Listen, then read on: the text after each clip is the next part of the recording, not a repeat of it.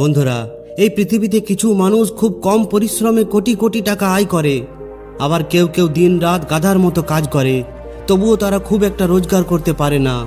কেন এমন হয়? কারণ এই পার্থক্য ভাগ্যের ব্যাপার নয়, চিন্তাভাবনা এবং চতুরতার ব্যাপার।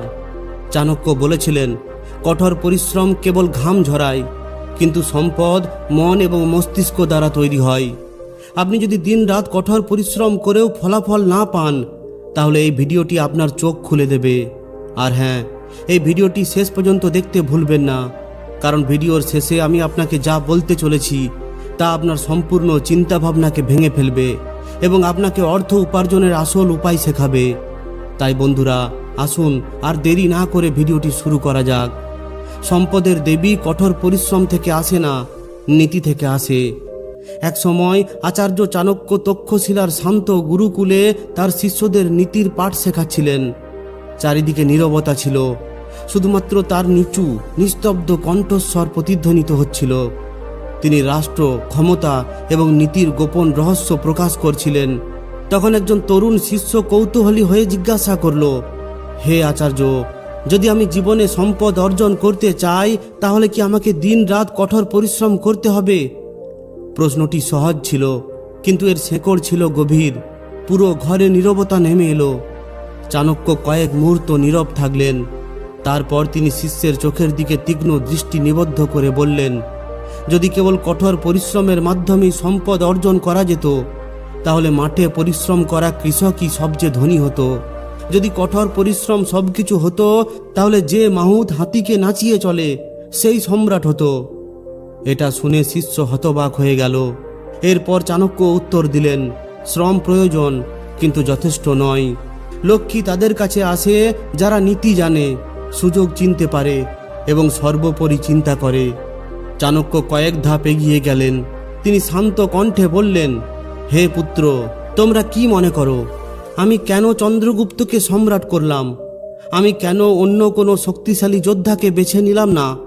কারণ সে কেবল পরিশ্রমী ছিল না, সে ভাবতে, বুঝতে এবং সবচেয়ে গুরুত্বপূর্ণভাবে কখন কোন কাজ করতে হবে তা জানত। শিষ্যের কৌতূহল বেড়ে গেল। সে বলল, আচার্য, তাহলে কি শ্রম বৃথা? চাণক্য হাসলেন এবং বললেন, শ্রম ছাড়া নীতির অর্থ হলো মানচিত্র ছাড়া যাত্রা শুরু করা। তুমি অনেক হাঁটবে, কিন্তু কোথাও পৌঁছাবে না। আর যদি তুমি পৌঁছেও যাও, তাহলে যেখানে যাওয়ার প্রয়োজন সেখানে পৌঁছাবে না। তিনি পাশে থাকা একটি প্রদীপের দিকে ইঙ্গিত করলেন। তিনি বললেন, এই প্রদীপটির দিকে তাকাও। এতে ঘি আছে, একটি বাতি আছে এবং আগুন আছে। তবুও যদি তুমি এটিকে বাতাসের বিপরীতে রাখো, তবে এটি নিভে যাবে। কারণ কেবল শ্রমে নিয়োজিত থাকা নয়, তার নির্দিষ্ট দিশাও গুরুত্বপূর্ণ। এরপর তিনি তার সামনে বসে থাকা সমস্ত শিষ্যদের দিকে দেখলেন এবং বললেন, যদি তোমরা সকলে কেবল শ্রমে নিয়োজিত থাকো, তাহলে তোমরা ভালো সেবক হয়ে উঠবে, কিন্তু তোমরা কখনোই নীতি নির্ধারক হতে পারবে না। মা লক্ষ্মী সেবা অনুসরণ করে না, তিনি সেবা পরিচালনাকারী বুদ্ধি অনুসরণ করেন। একটি রাজ্য এমন একজন দ্বারা পরিচালিত হয় যিনি চিন্তা করেন, যিনি সিদ্ধান্ত নেন, পরিকল্পনা করেন এবং আসতে থাকা সুযোগগুলিকে স্বীকৃতি দেন। এবং যে কেবল অন্যের নির্দেশে কাজ করেন, তিনি সারা জীবন কেবল একজন কর্মী হয়ে থেকে যান। তিনি অন্যের পরিকল্পনা বাস্তবায়ন করেন। এই সমস্ত কিছু শুনে ওই শিষ্যের চোখ জ্বলে উঠল। চাণক্য এবার গম্ভীর হয়ে গেলেন। তিনি বললেন, এখন মনোযোগ দিয়ে শোনো। হে পুত্র, মা লক্ষ্মী একজন দেবী এবং তাকে আহ্বান করার জন্য মন্দিরটি ততটাই সুন্দর হতে হবে যতটা মন্দিরটি পবিত্র। তোমার শরীর হলো একটি শ্রমের মন্দির, কিন্তু নীতিশাস্ত্র হলো লক্ষ্মীকে আকর্ষণ করে এমন মন্ত্র। এরপর সেখানে এক মুহূর্তের জন্য নীরবতা নেমে এলো। চাণক্য শেষ লাইনটি উচ্চারণ করলেন, যে যারা ঘাম ঝরায় তারা সম্পদ অর্জন করে না, বরং তারাই অর্জন করে যারা জানে কোথায়, কখন এবং কার জন্য ঘাম ঝরাতে হবে। চাণক্যের এই শেষ লাইনটি সেদিন তার শিষ্যদের হৃদয়ে গভীরে প্রবেশ করেছিল এবং দীর্ঘ সময় ধরে তা সেখানে প্রতিধ্বনিত হয়েছিল। সেদিন আচার্য চাণক্যের কথা তার শিষ্যদের মনে গভীরভাবে প্রবেশ করেছিল। আলোচনা শেষ হয়ে যায়, কিন্তু তার প্রভাব রয়ে যায়। নীতিশাস্ত্রের এই পাঠ কেবল একটি সংলাপ ছিল না, বরং একটি দৃষ্টিভঙ্গি ছিল যা জীবন পরিবর্তনের দিক নির্দেশনা দেখিয়েছিল। সেদিনের এটাই শেষ বার্তা ছিল এবং এরপর সবাই চুপচাপ তাদের নিজস্ব ধ্যানে ফিরে যায়। কয়েকদিন পরে মগধের রাজধানীতে একটি বিশেষ সভা ডাকা হয়েছিল। সভায় উপস্থিত ছিলেন ব্যবসায়ী, সৈনিক, কৃষক এবং জীবনের সকল স্তরের পণ্ডিতেরা। আচার্য চাণক্য নিজে নীতিশাস্ত্র প্রচারের জন্য সেখানে ছিলেন। সম্রাট চন্দ্রগুপ্ত তার সঙ্গে ছিলেন। এখন ওই সমাবেশের পরিবেশ খুবই গম্ভীর ছিল। চন্দ্রগুপ্ত সমাবেশকে সম্বোধন করে বললেন, আচার্য, যখন আপনি আমাকে নীতিশাস্ত্রের প্রথম পাঠটি শিখিয়েছিলেন তখন আপনি বলেছিলেন যে সম্পদ তাদের কাছে যায় না যারা এটি কামনা করে, বরং তাদের কাছে যায় যারা এটি বোঝে। আজ এই সমাবেশের সবাই সম্পদ অর্জন করার কৌশলগুলি কিভাবে চিনতে হয় তা বুঝতে চায়। আচার্য চাণক্য মঞ্চে উঠে দাঁড়ায় এবং সেই জায়গায় নীরবতা নেমে আসে যেখানে কেবল চিন্তা ভাবনা অনুপ্রাণিত হতে পারে। চাণক্য সমাবেশের দিকে তাকিয়ে বলেন, শুধু সম্পদ অর্জন যথেষ্ট নয়, এর চরিত্রটিকে বুঝুন। লক্ষ্মী স্থির নন, তিনি জলের মতো চঞ্চল। তিনি যেখানে গভীরতা এবং পবিত্রতা পান সেখানেই থাকেন। যেখানে লোভ এবং মোহ থাকে সেখানে তিনি থাকেন না। তিনি সমাবেশে বসে থাকা কৃষকদের দিকে ইঙ্গিত করলেন যে একজন কৃষক সারা দিন মাঠে কাজ করে, কিন্তু যদি সে না জানে যে কখন কোন ফসল বপন করতে হবে তাহলে তার সমস্ত প্রচেষ্টা বৃথা। কঠোর পরিশ্রম করলে শস্য জন্মে না, সময় এবং কৌশল বুঝতে পারলে ফসল ফলানো যায়। এরপর তিনি ব্যবসায়ীদের দিকে তাকালেন। তিনি তাদের উদ্দেশ্যে বললেন যে একজন ব্যবসায়ী প্রতিদিন বাজারে বসে, কিন্তু যদি সে না জানে যে কোন নির্দিষ্ট পণ্যের চাহিদা কখন বাড়বে তাহলে তার ক্ষতি হবে। ব্যবসায়ী লাভ কেবল কঠোর পরিশ্রম থেকে নয়, জ্ঞান থেকেও আসে। শ্রোতারা খুবই মনোযোগ সহকারে শুনছিলেন। চাণক্য আরও বলতে লাগলেন, ধন তাদের বন্ধু হয়ে ওঠে যারা সম্পদকে সম্মান করে। সম্পদকে সম্মান করার অর্থ হলো এটিকে কেবল ব্যয় করার জিনিস হিসাবে বিবেচনা না করা। এটিকে একটি সুযোগে পরিণত করুন। অন্যদের জন্য কাজ তৈরি করুন, তাহলে লক্ষ্মী সন্তুষ্ট হবে।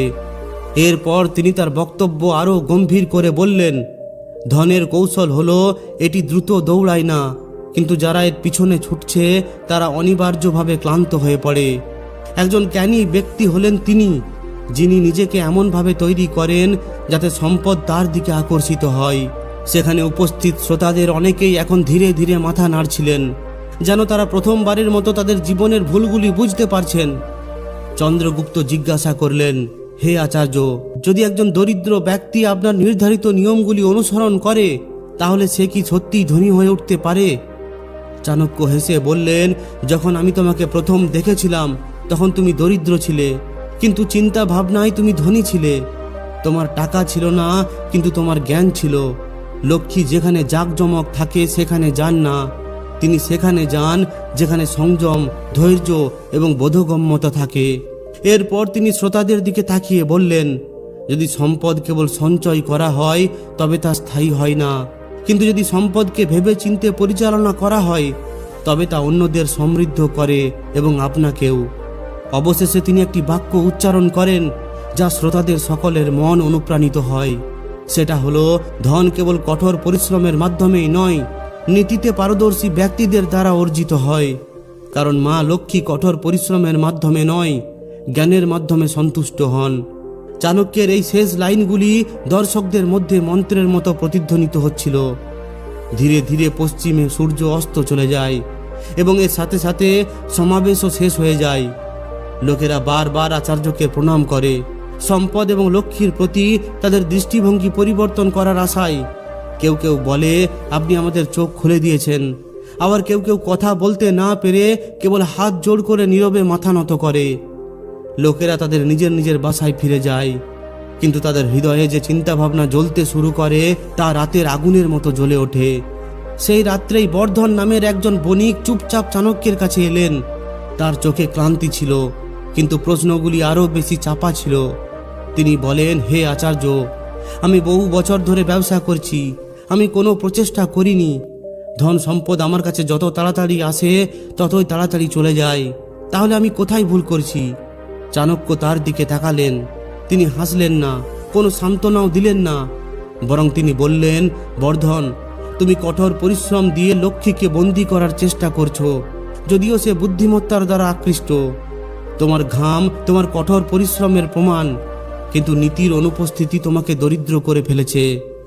বর্ধন মাথা নিচু করে বসে পড়লেন। চাণক্য মৃদু স্বরে বললেন, ভালো করে শোনো, লক্ষ্মী কখনো এমন বাড়িতে যান না যেখানে এই তিনটি শত্রু থাকে: অনিয়ন্ত্রিত ব্যয়, অস্থির সিদ্ধান্ত এবং আত্মসন্দেহ। প্রথম, অনিয়ন্ত্রিত ব্যয়। যে ব্যক্তি সম্পদ অর্জন করে এবং তাৎক্ষণিকভাবে বিলাসিতায় তা নষ্ট করে, সে লক্ষ্মীকে অপমান করে। সে মনে করে যে আমি তা অর্জন করে ফেলেছি, কিন্তু লক্ষ্মী মনে করে যে এই ব্যক্তি আমাকে টিকিয়ে রাখতে পারবে না। দ্বিতীয়, অস্থির সিদ্ধান্ত। সম্পদ তাদের কাছে আসে যারা সময় উপযোগী সিদ্ধান্ত নিতে পারে। যারা সব সময় ভাবেন যে দেখা যাক কি হয়, তারা সময় নষ্ট করেন, তারা সুযোগ হারান। আর লক্ষ্মী সুযোগের সঙ্গে সঙ্গে চলে, অলসতার সঙ্গে নয়। তৃতীয়, আত্মসন্দেহ। যে ব্যক্তি নিজেকেই ছোট মনে করে যে আমি কিভাবে ধনী হয়ে উঠতে পারি, আমার ভাগ্যে কি আর এই সমস্ত কিছু লেখা আছে, এই ধরনের ব্যক্তিরা আগেই লক্ষ্মীর দুয়ার থেকে ফিরে যায়। সম্পদ সব থেকে প্রথমে সাহসকে ভয় পায়। বর্ধনের চোখে এখন একটি উজ্জ্বলতা ছিল। চাণক্য আরও বললেন, এখন শোনো কি করতে হবে। প্রতিদিনের শেষে তোমার আর্থিক সিদ্ধান্তের হিসাব করো। তোমার টাকা কোথায় যাচ্ছে এবং কেন যাচ্ছে তা জানাই হলো প্রথম নিয়ন্ত্রণ। লাভ এবং লোভের মধ্যে পার্থক্য বোঝো। কখনো কখনো কোনো একটি সওদা বড় মনে হয়, কিন্তু এর ফলাফল সম্পদ নষ্ট করে, অপচয় করে। যে সর্বদা লাভের সন্ধান করে সে তার নীতি হারিয়ে ফেলে। লক্ষ্মী তাকে চিনতে পারে না। নিজের সময় দান করো না। প্রতিটি মুহূর্তই হলো একটি মুদ্রা। যে সময়ের মূল্য বুঝতে পেরেছে সে লক্ষ্মীর মূল মন্ত্র খুঁজে পেয়েছে। সম্পূর্ণ পরিবেশে নীরবতা ছিল, কিন্তু সেই নীরবতা শান্তির ছিল না, বরং সেটা ছিল আভ্যন্তরীণ রূপান্তরের। চাণক্য অবশেষে বললেন যে ধনের দেবীর কোনো সোনার মালার দরকার নেই। তার এমন একটি মন দরকার যা স্থিরবান ও জ্ঞানে ভরা। তার এমন কাউকে দরকার যে শুধুমাত্র তাকে ধরে রাখতে পারে। বর্ধন মাথা নত করেন। সেদিন থেকে তিনি সম্পদের পিছনে ছুটতে ছেড়ে দেন এবং জ্ঞানের যাত্রা শুরু করেন। বন্ধুরা, যদি আপনি এতক্ষণ ভিডিওটি দেখে থাকেন তাহলে বিশ্বাস করুন আপনি সত্যিই ধনী হওয়ার যোগ্য। আপনার জীবনে বড় কিছু অর্জনের জন্য অবশ্যই একটি আবেগ এবং এমন ধৈর্য আছে যা সবার থাকে না। এখন আমি চাণক্যের সবচেয়ে শক্তিশালী অর্থনীতি শেয়ার করতে চলেছি, যা আপনার চিন্তা ভাবনাকে এতটাই বদলে দেবে যে সম্পদ এবং লক্ষ্মী আপনার কাছে ছুটে আসবে, কম পরিশ্রমে এবং বেশি বোধগম্যতায়। তাই শেষ পর্যন্ত দেখতে ভুলবেন না, কারণ আসল রহস্য হলো এটাই যে কেবল কাজ করে সে রথের চাকা টানে, কিন্তু যে চিন্তা করে সে রথে চড়ে। আচার্য চাণক্য বলেন, ধন কঠোর পরিশ্রম থেকে আসে না, নীতি থেকে আসে। যারা কেবল কঠোর পরিশ্রমের মাধ্যমে সম্পদ খোঁজে তারা সারা জীবন পরিশ্রম করে, কিন্তু লক্ষ্মী আসে না। সম্পদ অর্জন করার প্রথম নীতি হলো লক্ষ্মী বুদ্ধিমতার দাস, শ্রমের নয়। চাণক্য বলেন যে লক্ষ্মী সেই ব্যক্তির কাছে যায় যে তার মন দিয়ে সিদ্ধান্ত নেয়। সে কখন এবং কত টাকার জন্য কাজ করতে হবে তা জানে। লক্ষ্মী কেবল কঠোর পরিশ্রমের মাধ্যমে আসে না। আপনার কঠোর পরিশ্রমকে নীতি দিয়ে পরিচালনা করুন, তবেই তা ফল দেবে। দ্বিতীয় নীতি, সম্পদ আঁকড়ে ধরার আগে নিজের যত্ন নিন। চাণক্য বলেন যে সম্পদের আগে আত্মনিয়ন্ত্রণ এবং চরিত্র থাকে। যে ব্যক্তি সম্পদ আসার আগে পিছলে যায় সে তা কখনো স্থায়ী রাখতে পারে না। লক্ষ্মী যেখানে আত্মনিয়ন্ত্রণ থাকে সেখানেই থাকে।